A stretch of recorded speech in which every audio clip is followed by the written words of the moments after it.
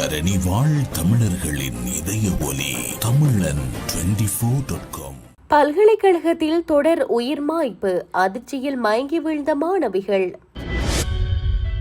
யாழில் பேருந்தில் சென்றவரின் முகம் சுளிக்க வைத்த செயல். திருமணம் முடிப்பதாக ஆசை காட்டி யுவதி துஷ்பிரயோகம், முன்னாள் மேயர் கைது. ரகசிய திருமணம் செய்து இல்வாழ்க்கை, பிரபல விகாராதிபதியின் நாடகம் அம்பலம். 2 பெண்களுடன் டேட்டிங் சென்ற 67 வயது முதியவர், நடந்த விபரீதம். 3வது குழந்தை பெறும் பெண்ணரச ஊழியர்களுக்கு 1 வருடம் விடுமுறை. சுவிஸ் ஆஃப்ரிங்கன் நகரத்தில் குறைந்த விலையில் சிறந்த தரத்தில் உங்கள் வீட்டு தேவைகளுக்கான யாவும் ஒரே இடத்தில். Little Asia. இங்கே தாயகத்தில் இருந்து தரமான மரக்கறி, ஃப்ரெஷ்ஷான இறைச்சி, சுவையான மீன் வகைகள் மற்றும் ஆசிய, ஆப்பிரிக்க, தாய்லாந்தில் இருந்து இறக்குமதி செய்யப்பட்ட பலசரக்கு பொருட்கள் அனைத்தும் ஒரே கூரையின் கீழ். உங்கள் ஷாப்பிங்கை இனிமையாக்க 200க்கும் மேற்பட்ட கார் பார்க்கிங் வசதி. மேலும் ஹைவேயில் இருந்து வரும் 700 மீட்டர் தூரத்தில் மிக பிரம்மாண்டமான லிட்டில் ஏசியா எக்ஸோட்டிக் ஃபுட். இன்னும் என்ன யோசிக்கிறீங்க? இப்பவே வாங்க, கையோட அள்ளிட்டு போங்க. Little Asia exotic food, park வெக் 2, 4665 ஆஃப்ட்ரிங்கன். தொடர்புகளுக்கு 0627 981111. தொடர்பென விரிவான செய்திகள். கிழக்கு பல்கலைக்கழக கல்லடி சுவாமி விபுனானந்த இசை நடன கல்லூரி விடுதியில் மாணவியொருவர் இன்று பிற்பகல் தவறான முடிவெடுத்து உயிர் மாய்ப்பு செய்து கொண்டுள்ளதாக தகவல்கள் வெளியாகியுள்ளது. அதனைக் கண்டு அதிர்ச்சியில் 2 மாணவிகள் மயங்கி வீழ்ந்த நிலையில் மட்டுபோதனா வைத்தியசாலையில் அனுமதிக்கப்பட்டதை அடுத்து அங்கு பெரும் பரபரப்பு ஏற்பட்டுள்ளது. திருக்கோவில் போலீஸ் பிரிவில் உள்ள தம்பிலுவில் சேர்ந்த 20 வயதுடைய மாணவி என்பவரே இவ்வாறு உயிரிழந்துள்ளதாக தெரிய வந்துள்ளது. குறித்த கல்லூரிக்கு நாடகத்துறைக்கு தெரிவு செய்யப்பட்டு கடந்த 3 மாதங்களுக்கு முன்னர் கற்கை நெறி ஆரம்பிக்கப்பட்டதை அடுத்து குறித்த மாணவி கல்லூரி விடுதியில் தங்கியிருந்து 1ஆம் ஆண்டில் கல்வி கற்று வருகிறார். இந்நிலையில் விடுதியில் உள்ள அறையில் சம்பவ தினமான இன்று பிற்பகல் சுமார் 12 மணியளவில் குறித்த மாணவி தவறான முடிவெடுத்து உயிர் மாய்ப்பு செய்துள்ளார். இதனைக் கண்ட அதிர்ச்சியில் 2 மாணவிகள் மயங்கி வீழ்ந்ததை அடுத்து அங்குள்ள மாணவர்கள் உடனடியாக தவறான முடிவெடுத்து உயிர் மாய்ப்பு செய்து கொண்ட மாணவியையும் மயங்கி வீழ்ந்த மாணவிகளையும் மீட்டு மட்டுபோதனா வைத்தியசாலை அவசர சிகிச்சை பிரிவில் அனுமதித்தனர். இந்த நிலையில் தவறான முடிவெடுத்து உயிர் மாய்ப்பு செய்து கொண்ட மாணவி ஏற்கனவே உயிரிழந்துள்ளதாகவும் மயங்கி வீழ்ந்த மாணவிகள் சிகிச்சை பெற்று வருவதாக போலீசாரின் ஆரம்பகட்ட விசாரணைகளில் தெரிய வந்துள்ளது. உயிரிழந்த மாணவியின் சடலம் பிரேத பரிசோதனைக்காக பிரேத அறையில் வைக்கப்பட்டுள்ளதாக போலீசார் தெரிவித்தனர். இது தொடர்பான மேலதிக விசாரணைகளை காத்தான்குடி போலீசார் மேற்கொண்டு வருகின்றனர்.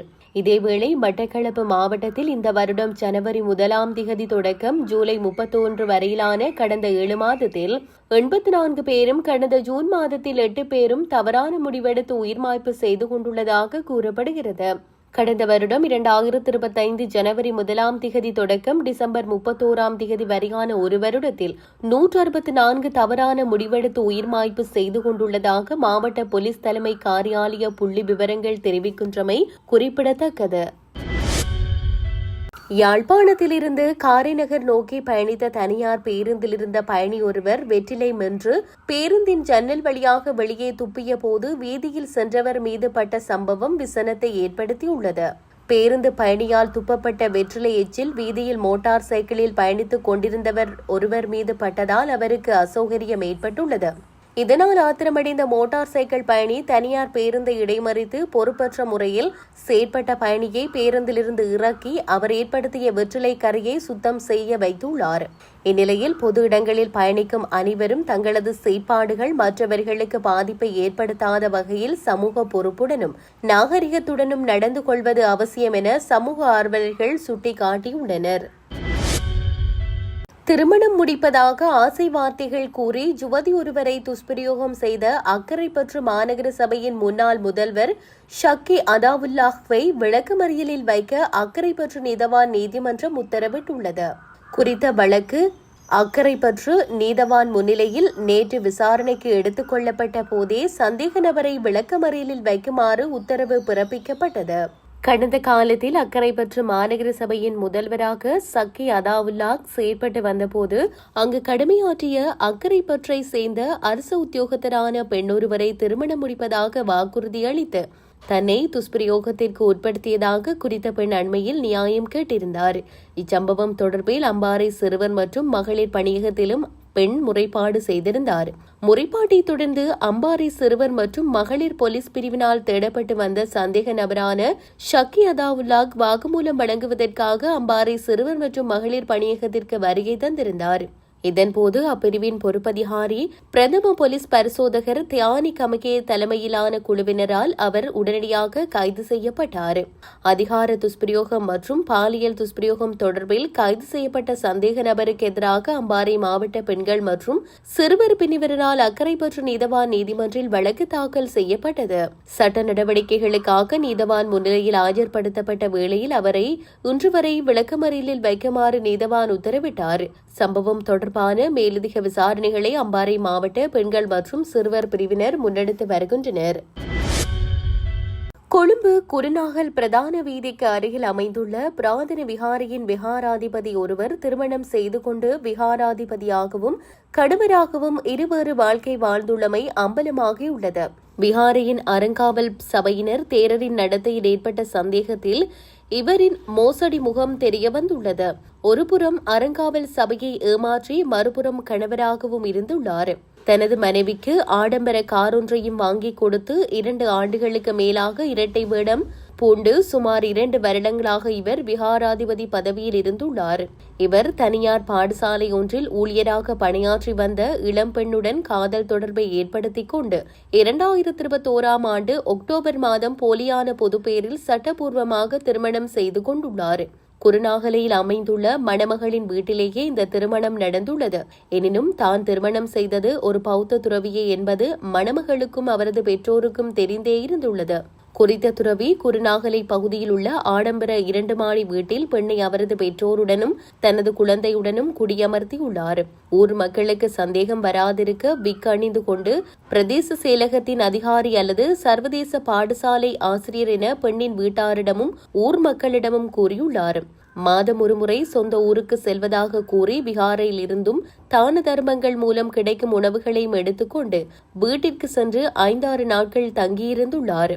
பின்னர் விகாரையில் இருந்து கொண்டு வந்த உணவை ஊர் மக்களுக்கு பகிர்ந்து கொடுத்து சந்தேகம் வராதவாறு நடந்து கொண்டுள்ளார். வெளிநாட்டில் இருக்கும் பரோபகாரிகளிடம் விகாரியை அபிவிருத்தி செய்வதாக கூறி 2-3 லட்சம் ரூபாய்களை நன்கொடையாக பெற்றுள்ளார். அந்த பணத்தையே இந்த பெண்ணுக்கு செலவிட்டுள்ளார். அது மட்டுமன்றி விகாரிக்கு சொந்தமான 10 ஏக்கர் காணியை 35 லட்சம் ரூபாய்க்கு குத்தகைக்கு விட்டுள்ளார்.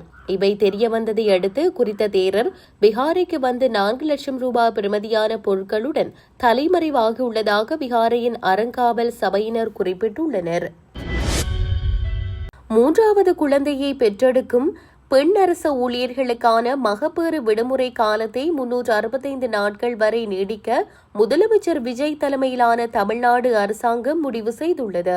தற்போதுள்ள நடைமுறையின்படி 3வது குழந்தைக்கு 12 வாரங்கள் மட்டுமே மகப்பேறு விடுமுறை வழங்கப்பட்டு வரும் நிலையில் புதிய முடிவுகளின் மூலம் அது 365 நாட்களாக அதிகரிக்கப்படவுள்ளது. சட்டப்பேரவையில் மனிதவள முகாமைத்துவத்துறை தொடர்பான மானிய கோரிக்கையை தாக்கல் செய்து உரையாற்றிய அமைச்சர் டி சரத்குமார் இந்த தகவலை தெரிவித்தார். தற்போது தமிழ்நாட்டில் அரசு பணியில் உள்ள திருமணமான பெண்களுக்கு 2 குழந்தைகளுக்கு குறைவாக இருக்கும் பட்சத்தில் 365 நாட்கள் மகப்பேறு விடுமுறை வழங்கப்படுகிறது. 2 அல்லது அதற்கு மேற்பட்ட குழந்தைகள் உள்ள பெண்களுக்கு 12 வாரங்கள் மட்டுமே விடுமுறை அளிக்கப்பட்டு வருகிறது. இந்த நிலையில் புதிய தீர்மானத்தின் கீழ் 3வது குழந்தையை பெற்றெடுக்கும் பெண் அரசு ஊழியருக்கும் 1 வருட மகப்பேறு விடுமுறை கிடைக்கப்பெறும். சமூக நலன் மற்றும் பெண்கள் மேம்பாட்டை முன்னிறுத்தி தமிழக அரசு செயற்படுத்தி வரும் கொள்கைகளின் ஒரு பகுதியாக இந்த தீர்மானம் எடுக்கப்பட உள்ளதாக அமைச்சர் தனது உரையில் குறிப்பிட்டுள்ளார். இந்தியா டெல்லியில் டேட்டிங் செயலி மூலம் முதியவர் ஒருவரை ஏமாற்றி பணம் பறித்த வழக்கில் 2 இளம்பெண்களை காவல்துறையினர் கைது செய்துள்ளதாக கூறப்படுகிறது. இந்த சம்பவம் தெற்கு டெல்லியில் உள்ள டிஃபென்ஸ் காலனி பகுதியில் நடந்துள்ளது. ஜோஸ்னா என்ற மான்சி என்ற 2 பெண்கள் போலி அடையாளத்துடன் டேட்டிங் செயலிக்கு கணக்கு தொடங்கி 67 வயது முதியவரை இரவு உணவிற்கு அழைத்து சென்றுள்ளனர். பின்னர் அவரது செல்போனை திருடி யூபிஐ மூலம் அவரது வங்கிக் கணக்கிலிருந்து 1.30 லட்சம் ரூபாவை ஆன்லைன் மூலமாக திருடியுள்ளனர். வங்கி பரிவர்த்தனை தடயங்கள், கேமரா பதிவுகள் மற்றும் தொழில்நுட்ப கண்காணிப்பு மூலம் காவல்துறையினர் துரிதமாக செயல்பட்டு குற்றவாளிகளை கைது செய்ததுடன் 2 செல்போன்கள் பறிமுதல் செய்யப்பட்டுள்ளன. இதுபோன்று டேட்டிங் செயலிகள் மூலம் மோசடி செய்யும் சம்பவங்கள் அதிகரித்து வருவதால் பொதுமக்கள் எச்சரிக்கையுடன் இருக்க வேண்டும் என்று காவல்துறையினர் அறிவுறுத்தியுள்ளனர்.